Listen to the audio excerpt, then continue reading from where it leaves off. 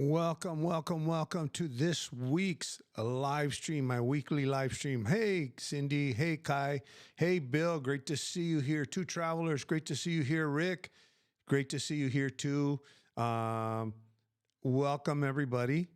Mexico Adventures left a message that he couldn't be here today, but he'll be here with us in spirit. How's everybody going today? I hope everybody's having a great, awesome day. I'm doing fantastic. And excuse me. Today, good morning, 𝗥𝗲𝘁𝗶𝗿𝗲𝗱. Today, I'm going to discuss healthcare in Mexico. I figured I would try to just do a topic instead of just asking you guys, hey, you got any questions?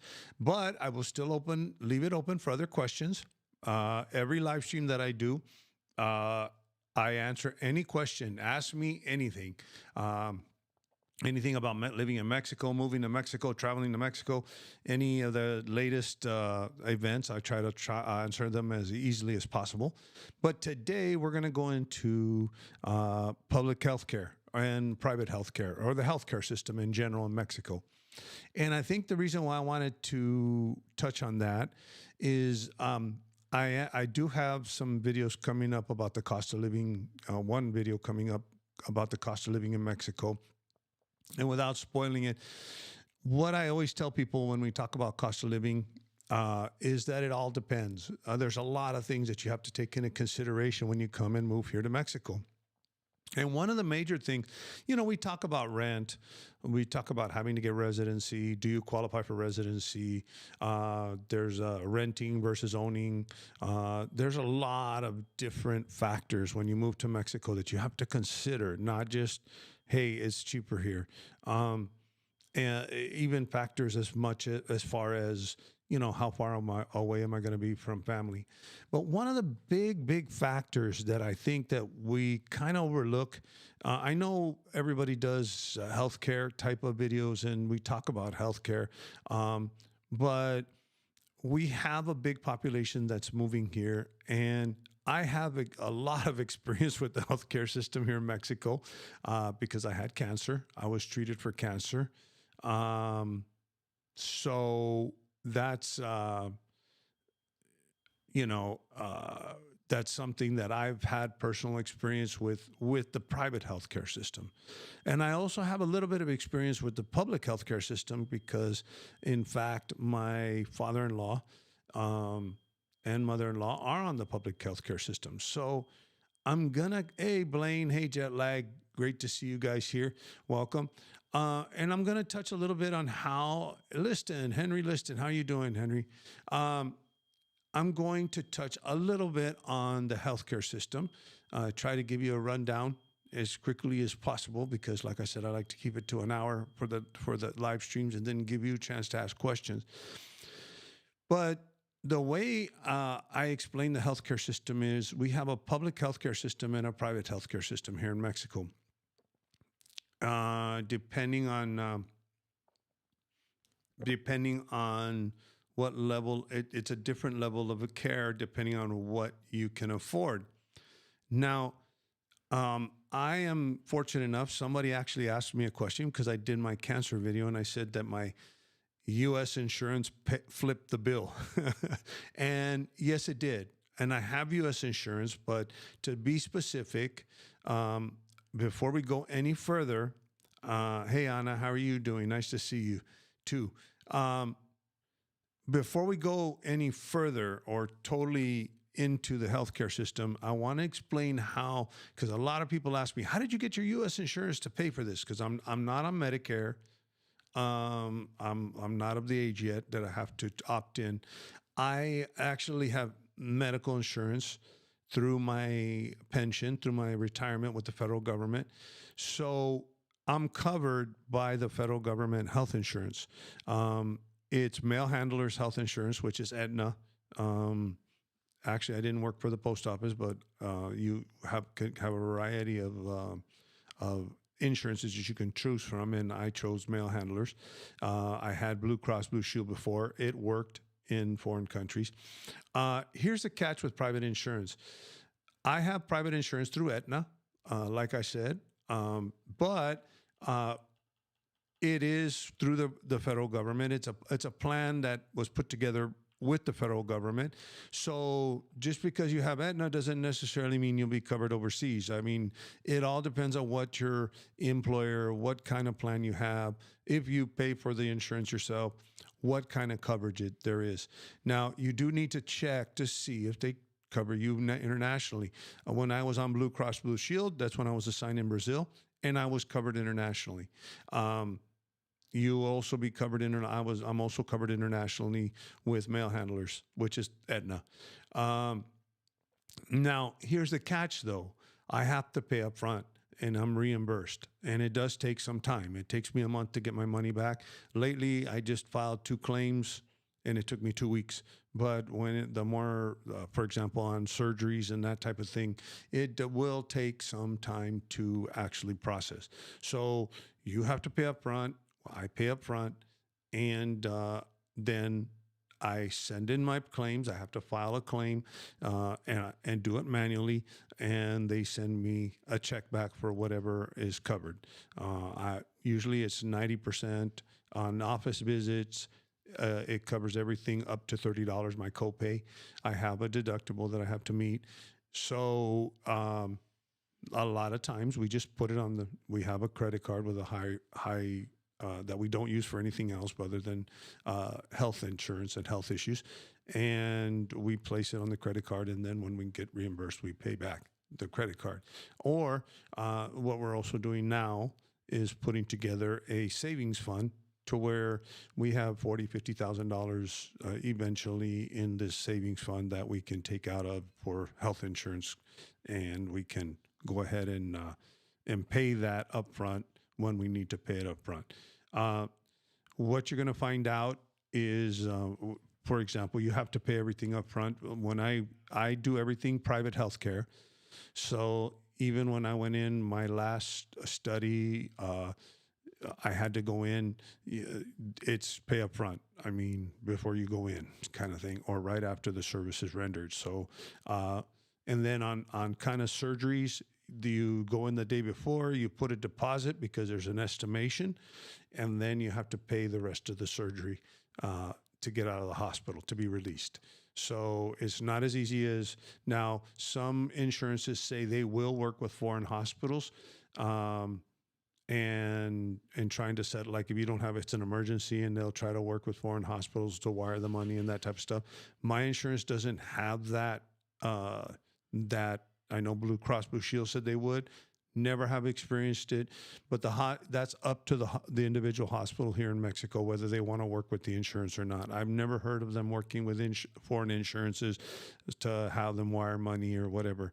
And Blue Cross Blue Shield, when I was living in Brazil, said that they would do their best to negotiate with the hospital. You would just basically give them the hospital information. They call, they tell them they're from Blue Cross Blue Shield. We'll internationally wire you the money for whatever he needs. But the hospital on the other side in the foreign country does not have to accept it. So that's how, I mean, I know this is the most common question I get because I say my U.S. insurance paid for it. Now, I will make you aware that I also have a Mexico health insurance policy. So I'm going to go over that today, and also the caveats of having a Mexican insurance policy. And then I'm going to go into the government, the public healthcare system, because you can qualify for the public healthcare system. It's called IMSS, but there's some caveats to it, and I'm going to let everybody know what the caveats are. And hopefully we'll have a better understanding. If you want to ask some questions, go ahead. And if at any time you want to interrupt, go ahead and interrupt, and I will try to answer the questions as best as I can. Just give me 1 second.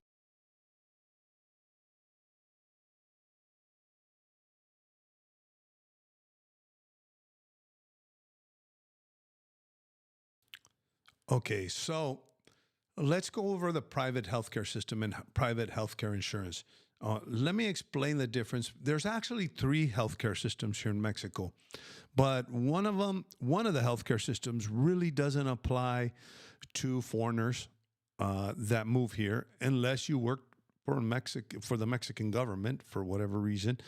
But there's three plans. There's IMSS, which is the public seguro, which is also known as Seguro Social. There's 𝗟𝗂. 𝗟𝗂 is a government employees insurance program. It's a special government employee, but it's public health care, but it is through, you have to be a government employee, a Mexican government employee. So 𝗟𝗂 really doesn't matter here, but I thought I would mention it because somebody's going to come out and say, no, those aren't the only two. Yes, there's more than two. But there's really two that are relevant to foreigners. The first one is private healthcare insurance. Okay, so private healthcare insurance, how does it work here? The way private healthcare insurance works is, as you know, I had cancer. So I had to, they basically, you fill out a questionnaire. Some people, they'll make them fill out a questionnaire and submit blood work. Some will make you go to a doctor. Some will just go off to the word off the questionnaire. It depends on the insurance agent. But the way it works is that basically you have to be in good health. They don't cover pre-existing conditions. For example, I had cancer. So anything that has to do with cancer or my head and neck would not be covered under my insurance policy here in Mexico. And you might ask, why do I have an insurance policy here in Mexico? Well, what if I get in a car accident and I don't have $100,000 to pay up front, or I'm unconscious, or those types of things? My wife can go and say, hey, here's our healthcare insurance. We have a personal relationship with our healthcare person, our insurance agent. So we call them and say, hey, you know, what's going on? Also, I have some conditions that could turn into something bad. I'm in really good health, awesome health, but you know, heart conditions that may require some major surgery that may need to be covered by my Mexican insurance. So I carry that as a secondary insurance, but I usually use my U.S. insurance. But the way it works is you apply, you get basically you get this physical or whatever. If you have pre-existing conditions, they may say, oh, you're going to have to pay an extra premium for that condition, or they may disqualify you. For example, I had heart, or they may not. They may disqualify you from the condition. Let me put it this way. They may disqualify you from the condition, or they may disqualify you altogether. So also, another thing they take into consideration is age. There is a certain age where they will not insure you. Now, some insurance companies will insure you past that age. I forgot what 67, but then some of them will insure you up to 73. But the ones that will insure you from 67 to 73 are not the major companies. I have my insurance through New York Life. Basically, it's called Seguros Monterrey. The other thing that they do is you can have different tiers of insurance with the private insurance. For example, you can have the biggest tier where I can walk into any hospital in Mexico and get treated. I can get operated on. I can get any doctor, any hospital. And then you might move down a tier to a regional plan. For example, okay, only Monterrey, you only get covered in Monterrey, or maybe there's only certain hospitals throughout Mexico that are already contracted, kind of like an HMO, and kind of sort of like an HMO. So, and when you do that and you restrict the amount of hospitals, of course, your premium goes down. And so your premium will depend on all these factors. For example, how much coverage, how much of a risk you are, those types of things. And then they'll give you, I believe my wife and I pay close to $500 a month for insurance between the both of us. Now, the other thing to take note is that the cost of your insurance goes up every year as you age. So right now, what I'm paying right now may not be what I might pay at 80 years old. Okay. Actually, I'll give you an example.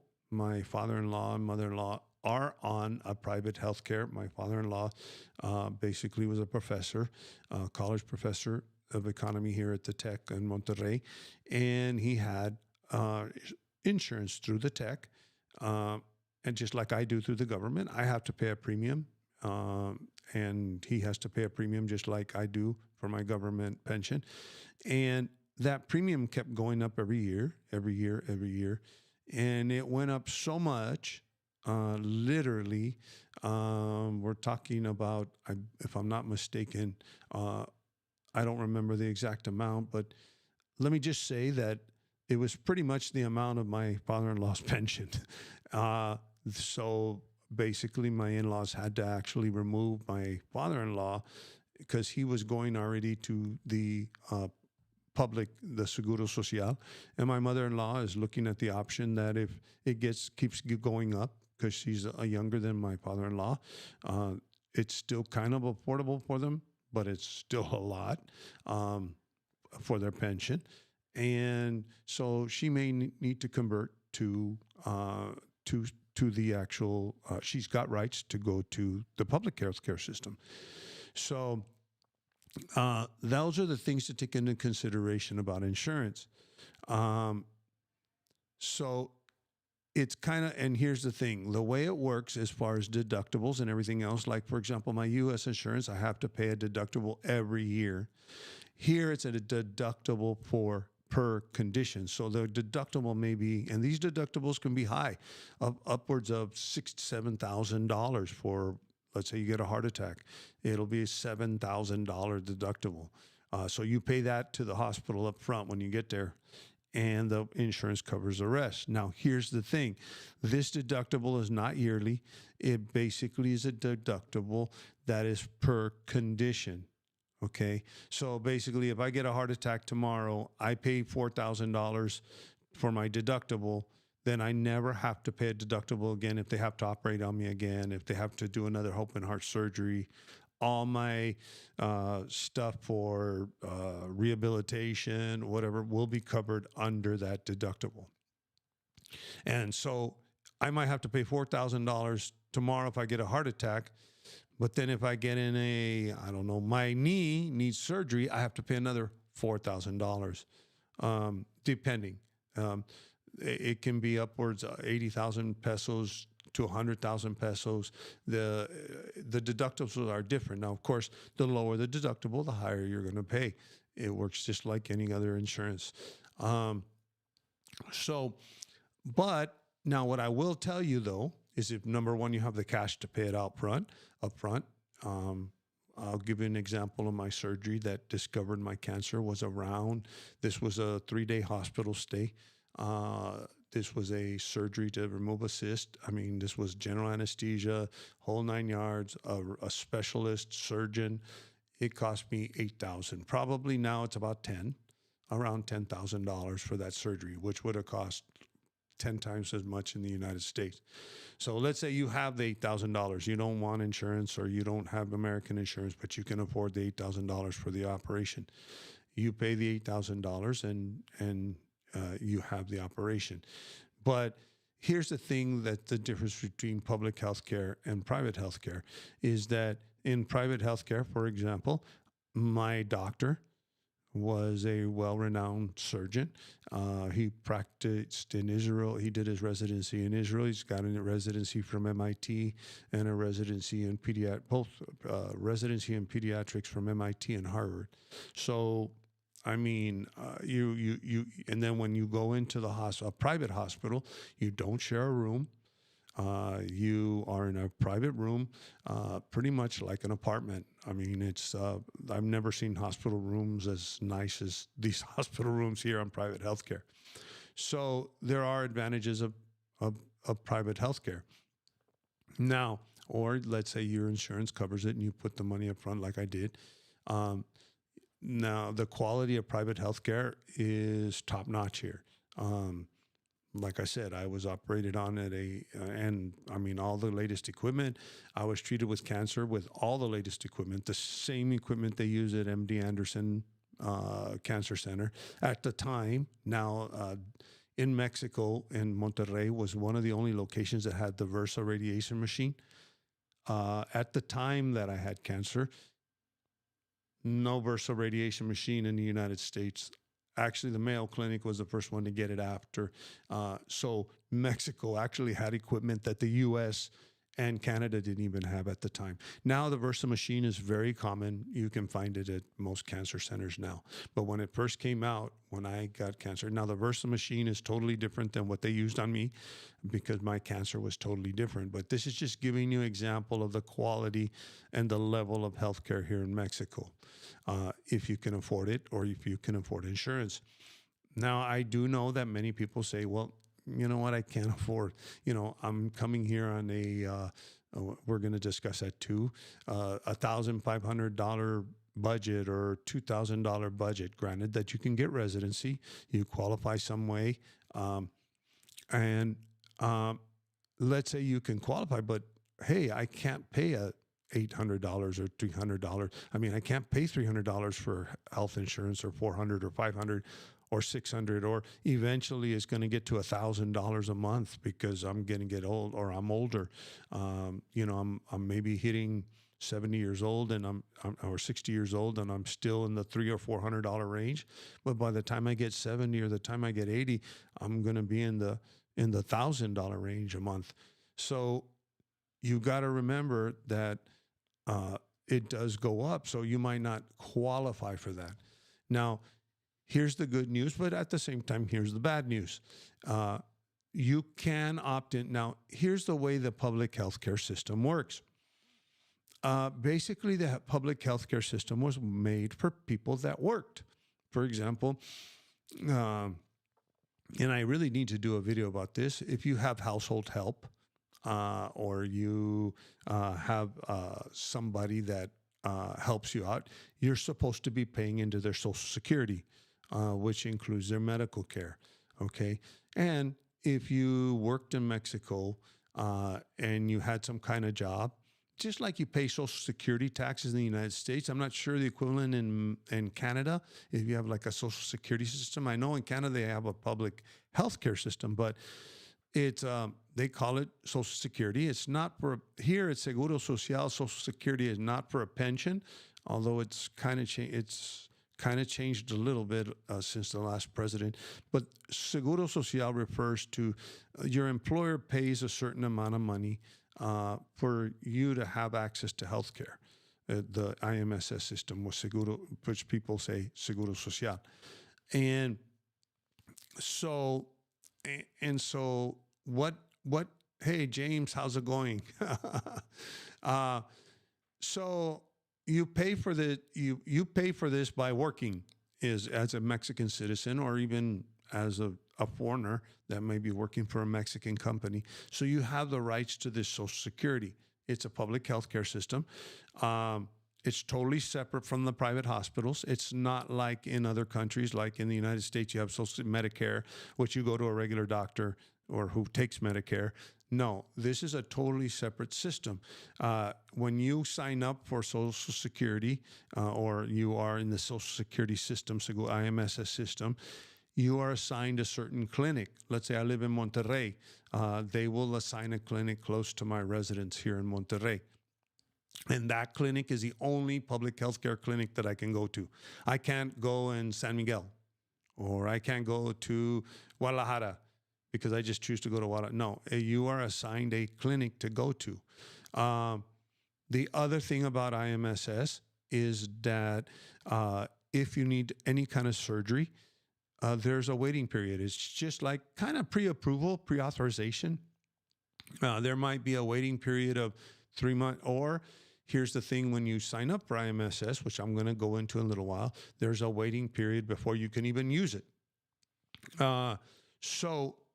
But that I'm not going to discuss that until we talk about how can you qualify for IMSS if you're a foreigner, because I'm talking about people working, right? It's only for people that work here in Mexico. It's not, there is a way of getting onto IMSS, and I'm going to kind of give you the caveat. But if you need some type of surgery, you have to get a pre-authorization. Then after that pre-authorization, you get the surgery. But when you actually get the surgery, you may have to share a room. Most of the times you have to share a room with several people in the hospital. It's a public hospital. You go to a public hospital. You don't go to the same hospital that I got operated on. The only people that go in the hospital that I got operated on are people that pay for private. So there's a separation.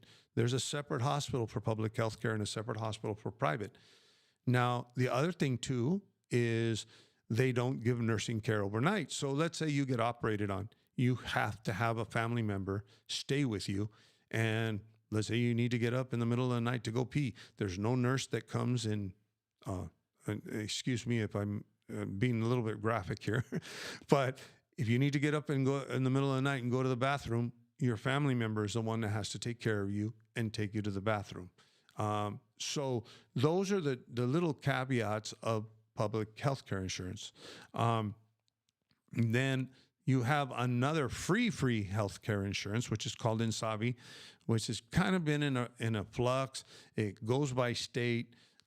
There's really not much healthcare coverage. It's really for the indigent. Foreigners can qualify for it, but it's not really. It's not a form of healthcare that is sustainable, to be honest with you. And in that case, if you get operated on, you may even have to pay out of your pocket for part of the cost of the surgery. Yes, James, no meals either. Your family has to bring in food and everything else through IMSS. Now, you might say, well, the private healthcare system is better because you had a doctor that operated on you. He studied at Harvard, MIT, Israel. I mean, it's a world-renowned doctor. So, what kind of doctors does the public healthcare system have? Because, probably they don't have world-renowned doctors. What I am here to tell you is that a lot of doctors that practice in the private healthcare system also practice in the public healthcare system.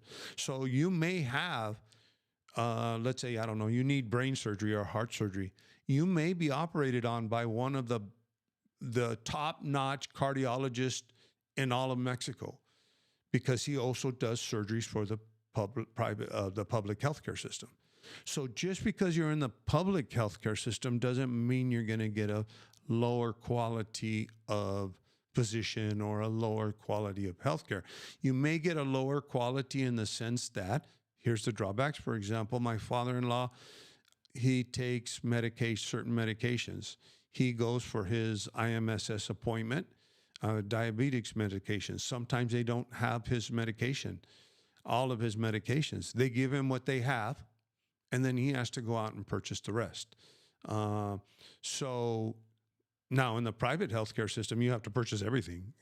Usually what you're looking at in insurance, you don't get in private healthcare insurance. You can, I think, kind of gather up receipts, but it doesn't make, usually with your consultations on the private healthcare system, and anything that's not major, you pay out of pocket.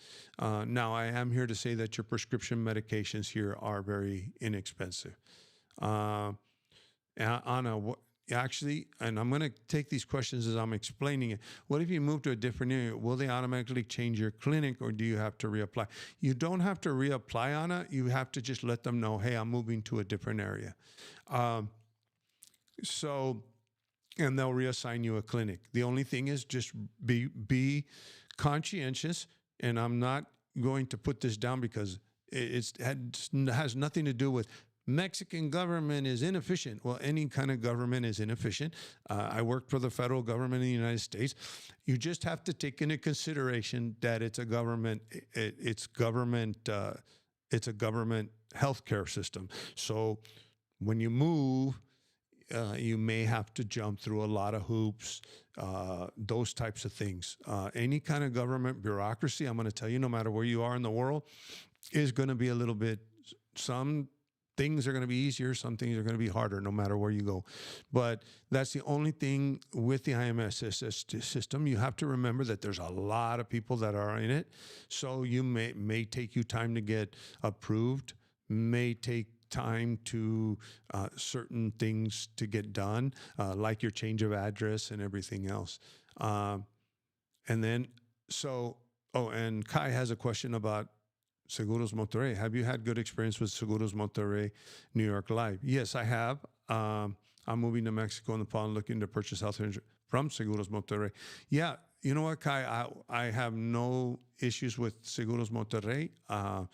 They've treated me well. The only thing that I can tell you is I haven't had to utilize them.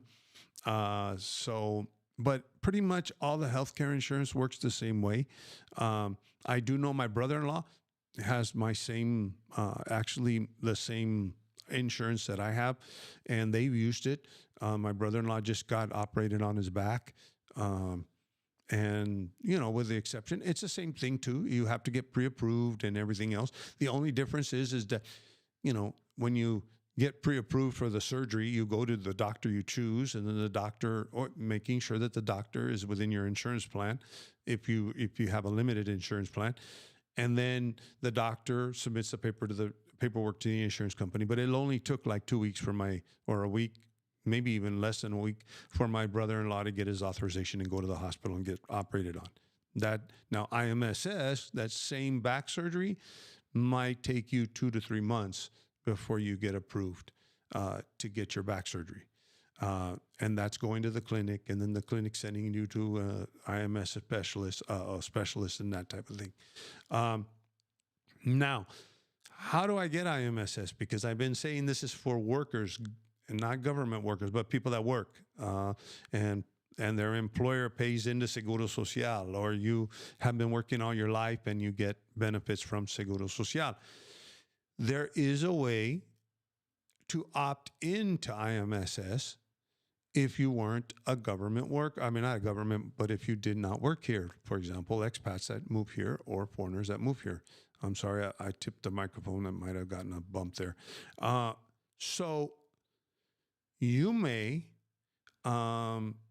end up qualifying for IMSS in the opt-in program.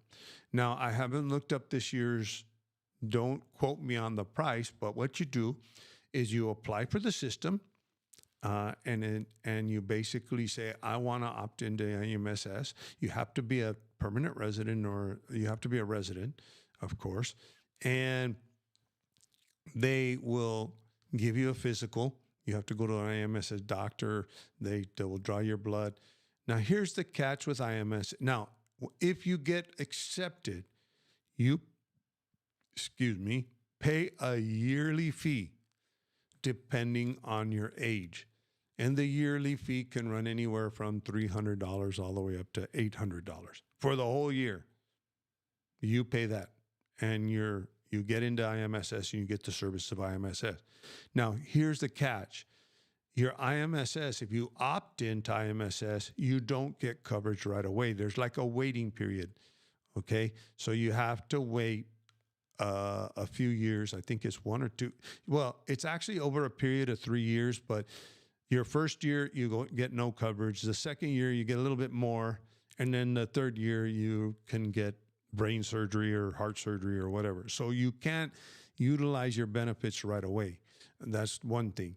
But a lot of people have been very successful with IMSS. They love it. Now, here's the thing with IMSS that I'm going to tell you. Service can vary depending on where you're at. For example, in Guadalajara, they have some of the best public hospitals. Mexico City has some of the best public hospitals in the nation here in Mexico. And, hey, James, how you? Actually, I'm just about to answer your question, James. But they're Monterrey too. So if you go to IMSS, like in Monterrey, Guadalajara, now if you're living in, I don't know, Morelia, maybe the hospital may be a little bit different. Maybe there might not be as many services. Maybe the clinic's not going to be as equipped as maybe Guadalajara. And James Clifford, do they exclude pre-existing conditions? And that's where I was going to get to the other part of it. IMSS, if you opt in, okay, let's say you opt in, I want to get into IMSS. I'm ready. I'm going to opt in, and I'm ready to pay my $500. And I'm just going to go get it doesn't work that way. You fill out an application, like I said, and they give you blood work. The doctor sees you, And unfortunately, any kind of pre-existing condition in IMSS will disqualify you. I mean, anything. It's not like private insurance where, okay, I have a heart condition, I won't be covered. No.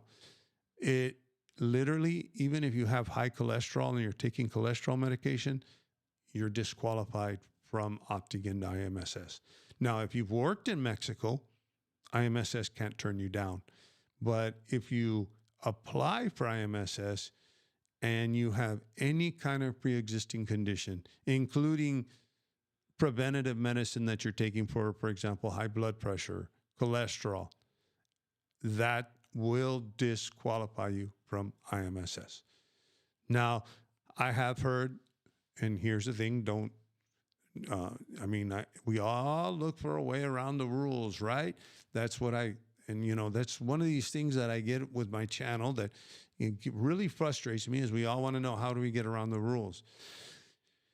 I've seen many posts on Facebook that said, I went to this IMSS clinic, the doctor didn't look at me, I didn't tell him I was taking cholesterol pills, and my cholesterol came out fine, and I was able to sign up, and I don't have any problems. But the thing is, number one, when you go and you apply, and if you have a pre-existing condition, if they find out about it, number one, they're going to disqualify you later on. And the other thing too is that although you may think you've gotten around the rules, you're a minority when it comes to the IMSS system, because those people that say, oh yeah, I went to this clinic and they didn't ask me anything, and they didn't ask me for blood work, or they didn't, same thing with private insurance. Like for example, with private insurance, depending on what kind of relationship you have with your insurance agent, maybe she may be able to convince the doctors only to give you blood work, or not to have a physical. Like I didn't have to do a physical, I just had to do blood work, but it was based on my questionnaire. So those people that are telling you on IMSS that, I'm not saying don't try it. Oh well, you want to try to get around the rules, try, but it doesn't mean you are. But the biggest misconception that I've seen with IMSS is that one person said that they got an IMSS and they're taking blood pressure medication and they didn't care, so I got in. Well, that is a personal experience. That is one person's case, not a majority. Okay, just take that into consideration when you start reading these things on Facebook of how easy it was for them to get into IMSS. I'm just, like I always tell you guys, I'm just here to give you the facts so that you can make decisions. So that's kind of a rundown on IMSS. That's kind of, now there are, the last question that everybody asks me is, what about Medicare? What about Medicaid? And I do know that there's some people, there's one individual that specializes in these how to pick the right Advantage plan so that if you're covered here in Mexico. Then there's another Lakeside Medical Group that supposedly will take your Medicare. But I've never been able to get straight answers on all of this. And even with these, Medicare will not cover you here in Mexico. They will maybe in catastrophic emergencies. There's a lot of, now some Advantage plans will cover you, but these Advantage plans, these Advantage plans will only cover catastrophic stuff. It's not like you can go to the doctor, or I need surgery on my neck. Anna, what about if you apply as a family? What about if you apply as a family? I don't know if, Anna, if you're talking about IMSS or in private healthcare insurance, but it doesn't matter either way, either in private or, I'm going to put your thing back up here, either in private or IMSS, because IMSS, I don't know what the minimum age is. I forgot, but there is a minimum age that you do have to apply. Each person applies separately. Like my wife and I applied separately. So the qualifications like pre-existing conditions, all of that, that one of your family members may not qualify for IMSS. I think is the one is what you're saying. Okay, Anna, you clarified it was for IMSS, but the same thing. You can apply as a family, but each person is treated as an individual. Okay, and then so for example, if your husband, you have a kid that meets the age requirement that you can put them on an IMSS. And there's a table. I should put a link. I'll try to find the link to the current rates depending on your age. But basically, each person is treated individually. So, for example, let's say, I don't know, you apply, your husband applies, and you apply for your kid. Okay. They do the same process for all of you. Let's say you have high cholesterol, your husband has in perfect health, and your child is in perfect health. Then you will get disqualified. You can't get in, but your husband can get in, and your son can get in, or your son or daughter. And then what you do is you pay the premium. Each person has to pay the premium. So if you have, for example, let's say you don't qualify, but your husband qualifies, or your son or daughter qualifies. So you'll pay the premium for the year of what age your husband is, and the premium for whatever age your son or daughter is. Or let's say your husband didn't qualify, you'll pay for the premium of your age and your son or daughter. So that's the Blaine Doris. Would a kidney stone or hernia removed 3 years ago be considered preconditioning, or would this be more along the lines of metabolic disease like diabetes or heart disease? Actually, Blaine, I don't know. You know, IMSS is really, really picky about these things. Now, having a hernia taken out, I'm not sure if that will disqualify you, to be honest with you. Most of the stuff that I heard about pre-existing conditions, it has to do with, like you said, metabolic diseases like diabetes. Oh, I'm taking metformin. And you tell them, doctor, you know, I'm taking metformin, or in your blood work, your blood sugar comes out, your fasting blood sugar comes out high. They're going to say, oh, you got diabetes. Nope, you're disqualified. But from what I understand, it's pretty hard to get onto IMSS unless you're in really, really, really good health. Like nothing, like you've never been operated on before. And as a matter of fact, even like I had knee surgery when I was 18 years old. IMSS, and I'm not saying that they'll disqualify you, but IMSS might say, well, you had knee surgery, and that knee could technically have problems later on in life, so therefore you're disqualified. And the thing with IMSS, the difference between private insurance and IMSS is, and they didn't. I actually said I had knee surgery. My private insurance didn't disqualify me from getting operated on my knee again. But the private insurance might say, okay, or for example, might say, okay, you had knee surgery. Well, if you ever get operated on your knee, or you ever need a knee replacement, or you ever need knee surgery, we won't cover it, but we'll cover everything else. Or, for example, with my wife, when she got onto the insurance, I think it was 2 years that she could not claim or have any kind of female problem. If she had a female issues, that she could not use the insurance. So they might even give you a waiting period. Or you might have had knee surgery 3 months ago. Okay, for the next 3 years, you can't have anything done on your knee. They might give you a waiting period, or they might give you an extension. The thing with IMSS is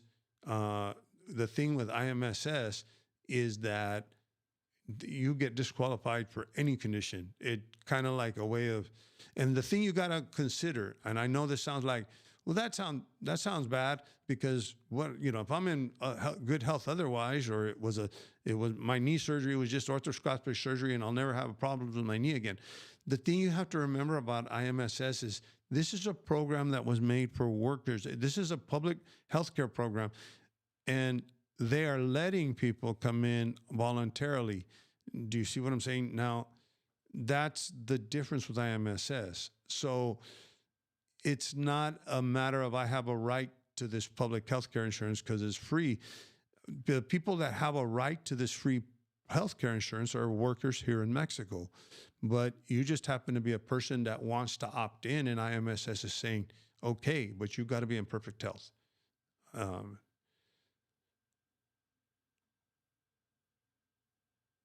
Is there, I believe, I'll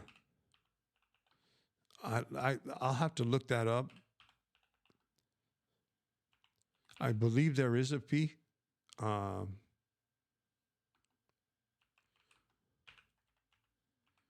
I've never really dealt with IMSS.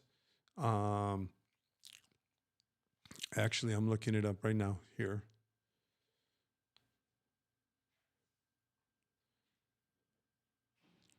And actually, I'll put this link to this here.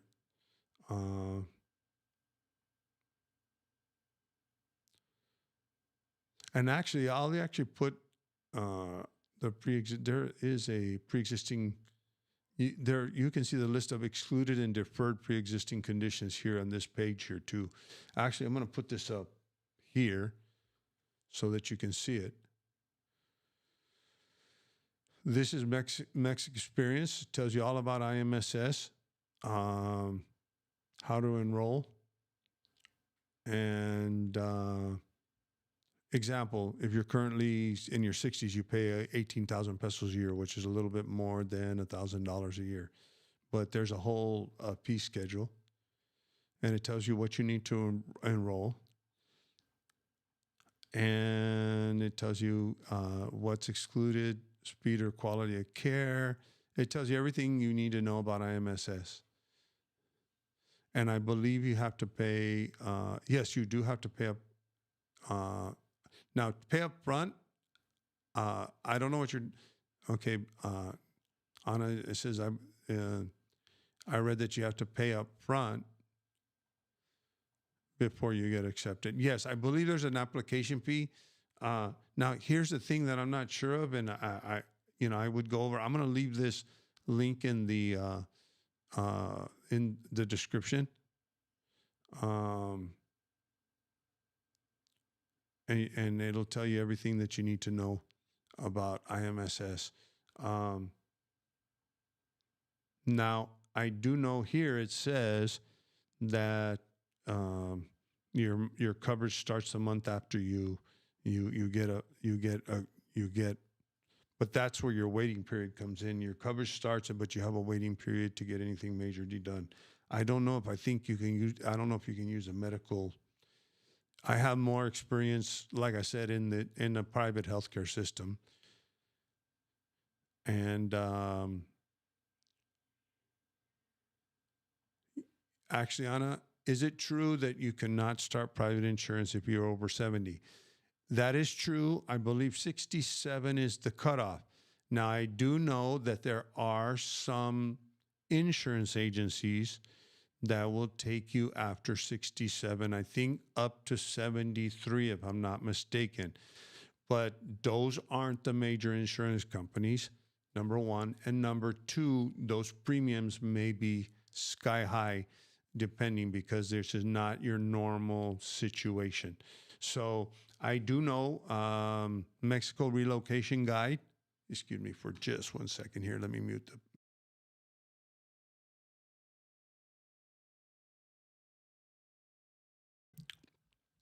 Mexico Relocation Guide had a list of some people that will actually insure you after 70 or 67. But one of the things that I will tell you is once you start getting in your late 60s into your 70s, and then here's the thing. For example, I have insurance. Let's say I get to 70, I get off my insurance, I can't get back on. So that's one of the things about private healthcare insurance.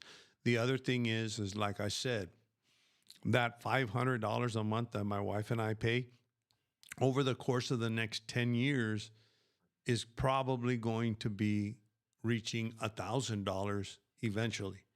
So, these are the things that this is the reason why I'm bringing this up here about especially when it comes to the cost of living in Mexico. Now, there are some people that They live here in Mexico. They love it here in Mexico. They have enough money saved up. They have enough money to save up to go back to the States. They're on Medicare. They save up enough money to, no, not go back to the state. Well, yeah, go back to the States. They make a trip once a year, and they do whatever they need to do on Medicare. They're in decent enough health that if they need anything majorly done, they do all of their stuff while they're back home visiting family, and then they come back, and then they have a savings account that they put together. And if they need to go to the doctor, they need this or that, they pay out of pocket, and that's how some people do it. But if you're on a very limited budget, if I would say even $2,000 a month, you need to take these things into consideration. Now, Anna, so if you're in your early 70s, the only option seems to pay for private out of pocket. Yes, that's the only option. And here's the thing with me. I have government insurance or healthcare insurance, but once I get to the age of 65 where I qualify for Medicare, my government insurance becomes a secondary insurance, not the primary. Medicare becomes a primary. And I haven't been able to get an answer. If anybody knows this answer, I would really appreciate it. But I've gotten different answers, actually, believe it or not. Whether if I don't live in the United States, because there is a way of opting out of Medicare, the paid portion of Medicare, there is a way of opting out if you live in a foreign country, and you can prove that you live in the foreign country. So let's say I opt out of Medicare. Now what happens to my private insurance? Does it become a primary, or do they still say, I'm sorry, you still have to use your Medicare first? I have gotten two different answers that, oh yeah, we would still cover you. And then I've gotten other answers from other, actually, I don't think anybody that I've talked to at Aetna really, I haven't really escalated the question that much. So, to be honest with you, the truth of the matter is after 70, now, if you are in your early 70s, and you already had private health, or you're already paying for healthcare insurance, like me, which I'm paying for healthcare insurance now, and I turned 70 and I'm still paying for it, then I have the option of using my healthcare insurance. So I want to make that clear. If you're in before 67 or 70 or 73, whatever whatever these other insurance companies will insure you up to, mine is 60. Seguros Monterrey is 67. I'm just going to say that because I know I'm going to get a couple of comments saying, no, it's 73. No, I know there are some insurance companies that'll insure you past 67, but mine won't do it past 67. But if I'm in before 67, I'm in. I'm in until 80, 90 years old, until the day I die, as long as I still pay the premium and I stay in. The minute I get out after 67, I'm out. And I have to either find another insurance, which if I'm 68 and I want to find another insurance, I got to find another insurance that'll take me at 68. So, and actually I've gotten some great questions here. And this was pretty fluid. Instead of me talking and talking, I have been talking and talking and talking, but I've been able to pull up questions, and I really like this format where you guys ask questions as I'm going, and I can just answer stop whatever I'm saying, and then answer those questions. Any more questions? Because I'm already coming up on an hour, and I'd really love to have these types of conversations. I really enjoy our live streams because everybody kind of interacts with each other. Do you have a 10% discount with Mexico? Yes, I do. I do have it. It's on my former videos. And you know what, Kai? I'll put it. I normally used to put it. Actually, if you do, Mariana, I have a couple of relocating to Mexico new bulls in there. That code still works. According to Mariana, the last time I talked to her, that code still worked for 10% off. And I'll put it in this this description. If for whatever reason, because I do know that she updates her systems, a couple of times I've lost access to the guide, and then I send her a message and say, hey, I don't have access to the guide anymore. And then she's, oh, wait a second, we did an update. And then they give me access back to the guide or whatever. And they might have done an update for the coupon code, but they do tell me that code still works. The last time I talked to her, man. And if it doesn't work, she will make sure it works. So if it doesn't work, just let me know in the comments, and I will make sure that I get a hold of her and make sure that it works. And thanks, guys, and thanks, Bill. Thanks. Yeah, rule of thumb: insurance company will do anything to keep from paying the claim. Use the assumption with your secondary coverage. Yeah, I do. Now, what I will tell you, James, to be honest with you, I have had zero problems with them paying the claim as far as reimbursement and me using my private insurance here from the U.S. But let me explain to you why. I actually, and I even say this when I talk about my cancer experience, and I'll try to make it as short as possible, but when I called them up to get the surgery, I was still waiting in the United States for pre-approval from an MRI. And I just basically got frustrated, and I came here to Mexico. I didn't even know my U.S. insurance would cover me. And I said, the heck with it. I'm going to get my MRI done to see what's wrong, because this needs to be taken care of. So I did. And when I got my MRI done here, it was only $260. And then my operation to remove my cyst, which eventually discovered my cancer, was $8,000. So I was like, you know what? I'll pay for it out of pocket, because I'm not going to deal with the insurance company trying to pre-approve. When I called the insurance company to say, hey, will you cover me? The insurance company said, not a problem. Just send us the receipts. Now, I have had to send maybe a letter. The problem that I've had with the U.S. insurance companies is they code everything. So, for example, now it's not a problem with the hospital when I get surgery, because the hospital here, they give you kind of a bill with all the breakdowns, so they can code, medicine expenses, equipment expenses. They can code all of that stuff. But, for example, what has happened with me in the surgeries is there might be a surgeon, a nurse, and two other surgeons that help him. So the doctor or the anesthesiologist, so there's maybe 4 doctors. So they charge me, I don't know, 10,000 pesos for all 4 doctors. And then the insurance company, how do they code 10,000 pesos for 4 doctors? So sometimes I've had to actually get a letter saying 3,000 pesos was for the anesthesiologist, 2,000 pesos was for the surgical assistant, 1,000 pesos was for the surgical nurse. So I've had to break it down, or sometimes I need to actually get a letter from the doctor saying these are the breakdowns, because when I get the bill, all I do is I pay with my credit card. So all I have is a receipt for 10,000 pesos, and they can't code it. So they've had some issues doing that, and I've had to go back and forth. But one thing that the insurance companies have doing is they will not hesitate to pay my claims, because that $8,000 surgery would have cost $30,000 to $40,000 or $50,000 in the United States. So to them, to pay for my surgery, even if I don't need it, saves the insurance company money instead of versus me going to the United States. So I've never had a problem. Now, what I did have a problem with too, also on my cancer treatment, I had to break it down day by day so they could code it in their system. James Clifford, my out of pocket for my cancer check is less than my copay was when I had insurance in the USA. Yes, actually, to be honest with you, I pay for my consults, and my copay is $30. And if I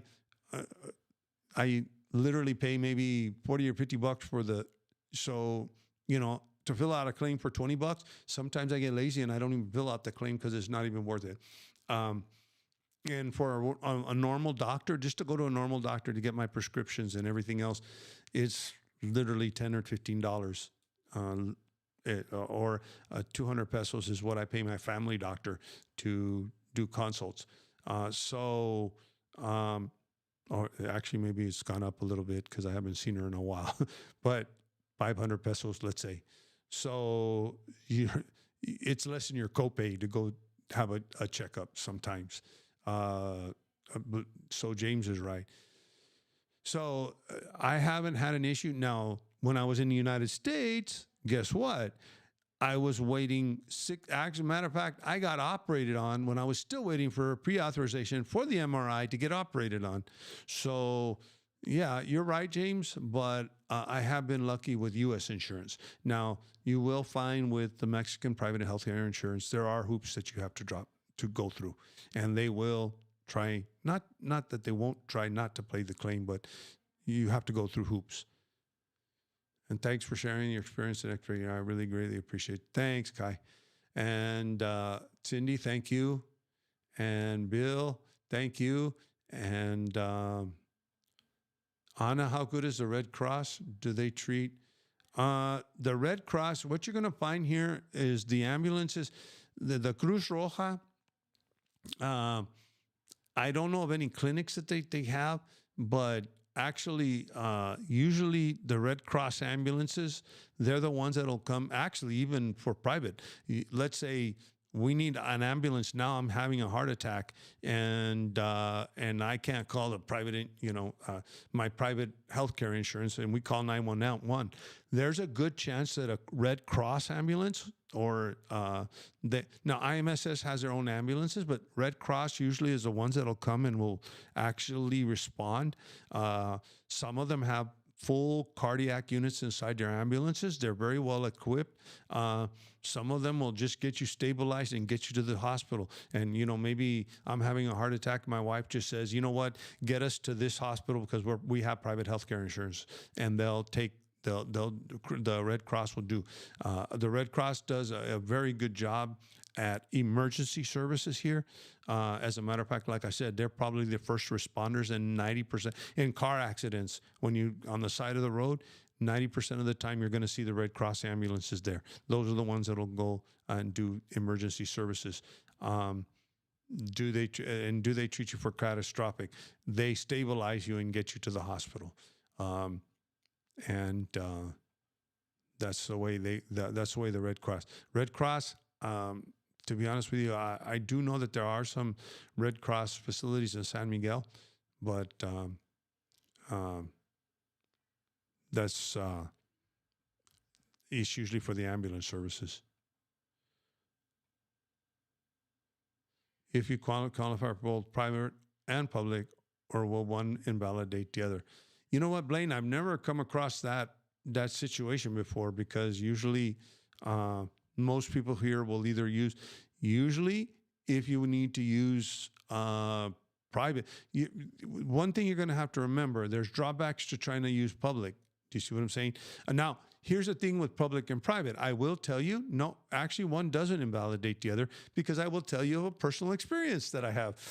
My father-in-law has private insurance, but he goes to Seguro Social because he has a right to Seguro Social. And now I don't know how it works if you opt in, but he goes to Seguro Social. Now he had to cancel it. He's now on full Seguro Social, but because they give out medications there, like his diabetic medications and like his heart medications, he goes and he makes a monthly, he actually goes and sees a doctor, Seguro Social, but he also has private healthcare insurance. And the private healthcare insurance does not invalidate now, like I said, my father-in-law's in a different situation. Now they had to take him off because of that, what I was telling you about. But he was seeing Seguro Social and had private insurance at the same time. Now, I don't know if you opt in, if there's a difference. Okay, Nerdona. Red Cross does have a hospital, expect slow service just like in the USA.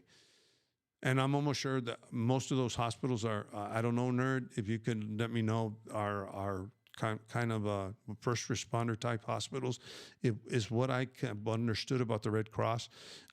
to be honest with you, I've kind of never really. I do know that they're first responders, and it's kind of weird for me because I've always known the Red Cross as an association, a different type of association that does, charity work or whatever, or emergency work in different countries when there's catastrophes and that type of thing. But the Cruz Roja is very famous here for their ambulance service. Ana, if you do not have public health or private insurance and need help, will IMSS still not treat you and you pay them? And actually, I believe, I'm not sure, if I'm not mistaken, if, for example, you don't have insurance, it's a crash. I mean, if there's a car crash and you're just about to die, I know that they're not going to leave you out on the street because you can't pay. They'll probably take you to a public hospital, but you will be responsible for the bill. That's if you're not enrolled in one of the that's one of the things, for example, about 𝗟𝗏𝘁𝗶𝗿, the free healthcare. The free healthcare is only good enough to just go and see the doctor because I have a cold. If you go to get operated on, you end up having to flip the bill or flip 3/4 of the bill, that type of thing. Most people in 𝗟𝗏𝘁𝗶𝗿, the free healthcare is for the truly indigent. Most people, even that work in the construction industry or whatever, construction workers, or for example, your housekeeper, you have to pay into Social Security. You're supposed to pay their Social Security portion. So they're supposed to be able to go to. So most people go to the IMSS system, already qualify. And the other option, and the last option that I forgot to mention, and I'm going to leave it with that, is some people carry what they call medical evacuation insurance policies, where they'll cover you to where they'll stabilize you and they can fly you back to your country to get treated. That's an option that people do. There are expat insurance policies too, but expect them to be very expensive, or you pay out of pocket, that type of thing. So hope this kind of helped you out. I don't have all the answers on healthcare, especially on the public healthcare system, since I haven't really dealt with it. I'm an honest guy. I tell you guys the way it is. I don't know what I don't know, or I never act like I'm an expert here. But one of the things that I really want to stress with this live stream is that when you start looking at moving here, just remember that healthcare is one of the major things that you need to figure out, because especially if you're at an older age, especially if you're at Social Security age, you're planning to come here because maybe your Social Security check won't go as far. We always talk about Social Security being a check of I think it's $1,700 or $1,800 is the average right now. $1,800. Well, not everybody. Some people go all the way to 67 and get $3,000, a month. But then you're also, let's say you work till you're 67. My dad's Social Security check was $3,500 a month, almost $4,000. I think maybe close to $4,000 a month. 37, I think it was, and that was a couple of years ago. And that's without the cost of living increases. And so, because he worked all his life and he had a decent job, and so he had $3,000, but at the same time, now my father was fortunate that he had his insurance from his job covered him for life, because he was he was a professor and part of the Texas Teachers Insurance Program. But you got to remember, when you retire at 67, you take Medicare and you take your Social Security, and guess what? You get over here to Mexico. You live on, let's say, not even $2,000 a month, but $3,000 a month. You buy your own house. You live really well. And actually, Ana has a very good point. And this is exactly my point, is that in our case, it's still cheaper than the U.S. And yes, it is. So you come here on $3,000 a month, or you come here on $3,000 a month, and I would say it's 20 to 30% cheaper here in the United States. 20% is being conservative, probably in bigger cities, and 30% probably in places like San Miguel. But in Monterrey, it's more like 20%. But it's still cheaper. But then at the same time, just remember there's more to take into consideration than, even if I'm running down to Mexico on my $3,700 Social Security check, you're going to be able to live very well here in Mexico on $3,700 a month. But take into consideration, how am I going to handle healthcare? That is one thing that we overlook a lot of times, especially when we're doing our budget and we're doing our planning and we want to come to Mexico. That's one of the most important things, because as we get older, we start having problems. I'm getting more problems now, and I'm not old. I'm still, I haven't hit 60 yet. So, those are the things you need to look at.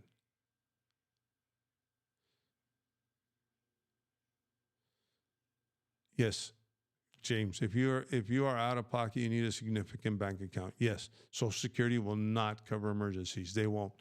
Now, some Advantage plans will, and that's what's some of these people. There's this, I don't know, guru and that does this. It's out of Phoenix, Arizona.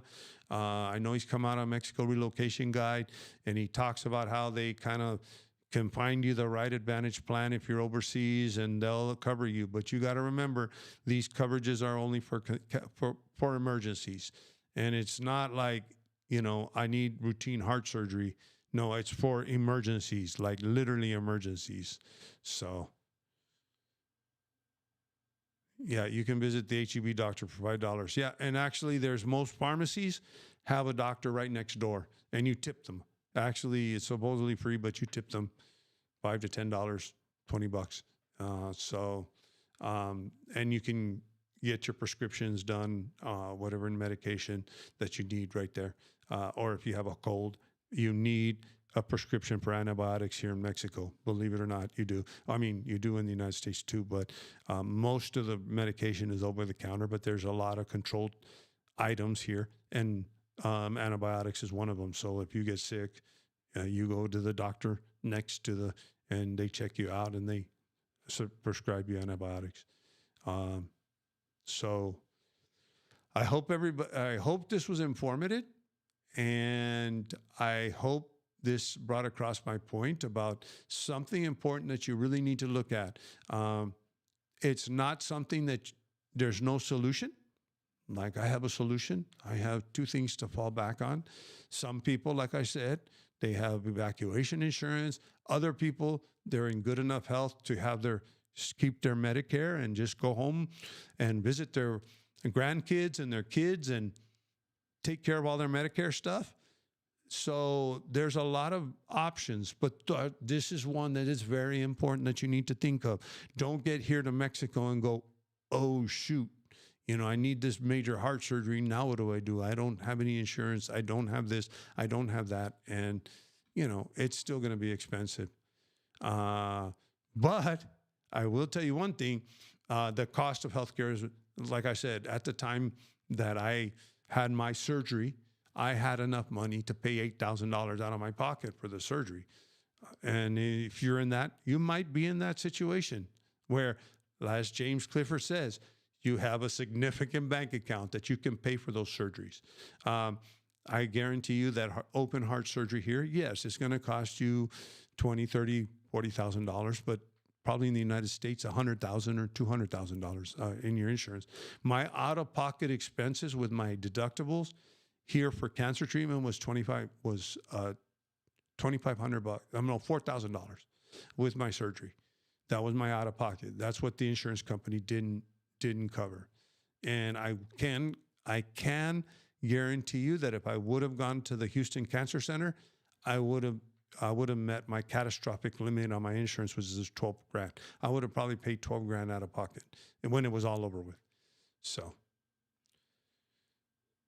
Daniel, oh hey Daniel, you late, right? Pretty late. Good topic, good vibes. Thanks a lot, and you guys can always rewind. The last live stream, I don't think I took. I try to go back in and edit out the first 5 minutes, so you don't have to go through 5 minutes of music. I'll try to edit it out. The only problem is YouTube, it takes about 24 hours to process the live stream, so I can't go in and edit it. But I'll try to edit out that first 5 minutes. I'll try to actually put this Mex Experience. Mex Experience is a great blog. They have a lot of good information. The other one is 𝗠𝗲𝘁𝗶𝗿𝗲.Mexico. I believe it's 𝗠𝗲.ds. Just look up Sonia Diaz Mexico. You'll find her in Google. She's got a lot of good information on her website. This Mex Experience is a very good source.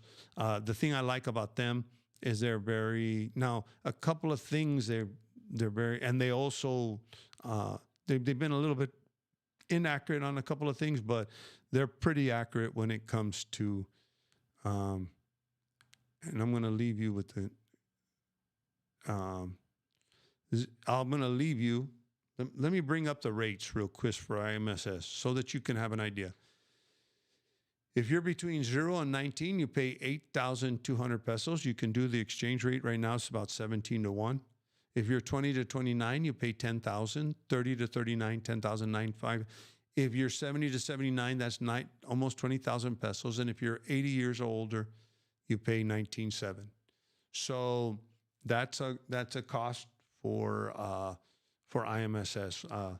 Actually, I didn't have access to it, but right now with Mexico Experience, I mean, I did have access to it, but when I pulled up Mexico Experience, when I was talking about the prices, I hadn't pulled up this webpage, but I saw it right now, and I thought, you know what, I'll give you the prices so that you can have an idea. Just divide those numbers by 17. If you go to this website, which I'll leave the link in the video description, not right now, but by tomorrow, hopefully.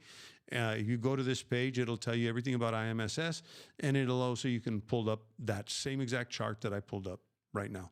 So thanks for joining me. We went a little bit over our hour, about 20 minutes, but thanks for joining me. Thanks for all your support. We're up to 10,100 subscribers, and Anna, just one last question she asked, do they refund you the fee? No, I don't believe they do. Actually, if I'm not mistaken, I even read it, I think, in Mexico Experience, that they won't refund you the fee. You have to pay the fee, whether you get accepted or not, for the application. So thank you for supporting me. I actually did this last video about what I'm all about. And like I said, I believe I've really built a great, awesome, quality, drama-free community. And that's what's important to me. And I really thank you guys. And I never would have thought I would have gotten this far with this YouTube channel. It started with an idea and an iPhone, and it's grown, literally grown to now I'm using professional equipment. My wife probably says it's probably an expensive hobby, and I have fun with it. And that's one of the reasons why I do it. I do it for the enjoying of getting the latest and greatest little cameras and playing around and seeing how I can make my videos better. And it comes out of all my pocket. None of you guys pay for it. I don't ask for any money for this, but you know, it's grown to a project that's something that I never realized. And nerd, tomorrow's holiday in Mexico. Yes, sir, it is. Tomorrow is a holiday. It's Constitution Day. So you guys have a great weekend, rest of your day. And I'm going to have the best. I got to go visit my in-laws right now. And like I always say, stay safe and stay informed.